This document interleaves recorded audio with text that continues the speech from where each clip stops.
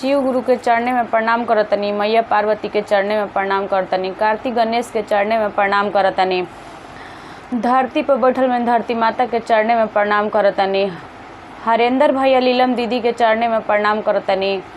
हमार प्रणाम के स्वीकार करी हे शिव गुरु, हमार प्रणाम के स्वीकार करी। जितना गुरु भाई गुरु बहन सबके चरणे में प्रणाम करतनी, जितना यूट्यूब सब देखने वाले भाई बहन के चरणे में प्रणाम करतनी। हमार प्रणाम के स्वीकार करी हे शिव गुरु, हमार प्रणाम के स्वीकार करी। कवन रंग शिव गुरु कवन रंग नागवा, कवन हो रंगवाना। कवन रंग शिव गुरु कवन रंग नागवा, कवन हो रंगवाना।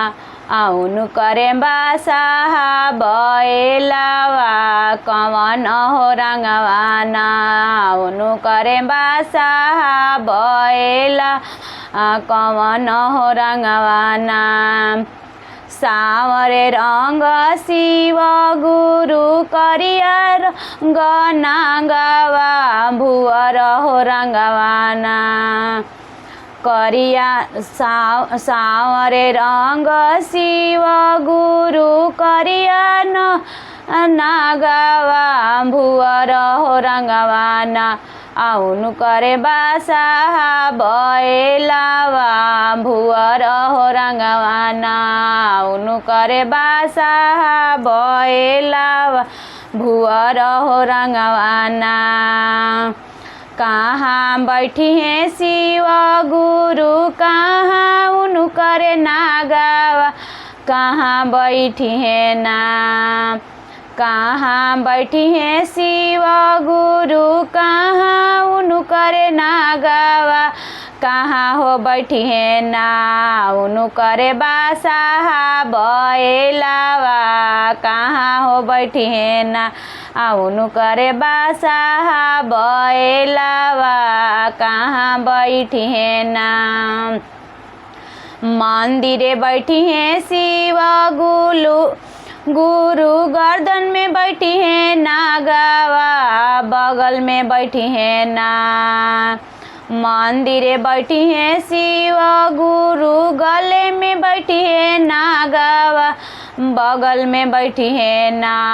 उनु करे बासाहा बैलावा, बगल में बैठी है ना।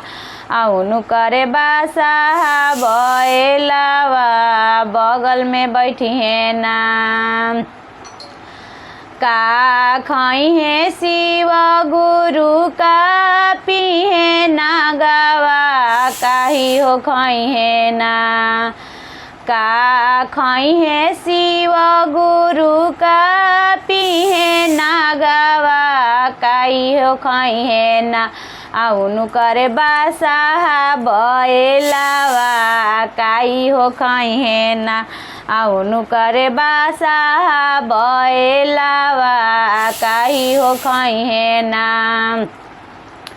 खोवा खाई है शिव गुरु, नागवा पी है दूधावा, हो पी है बसहा खाई है ना। का खोवा खाई है शिव गुरु, दूधवा पी है नागवा, दुभिया हो खाई है ना। खोवा खाई है शिव गुरु, नागवा पी है दूधवा, दुभिया हो खाई है ना। उनु करे बासाहा बैलावा, दुभिया हो खाई है ना। उनु करे बासाहा बैलावा, दुभिया हो खाई है ना। का दी है शिव गुरु, का दी है नागवा, काही हो दी है ना। का दी है शिव गुरु, का दी है नागवा, काई हो दी है ना। आउनु करे बासाहा बैलावा, काई हो दी है ना।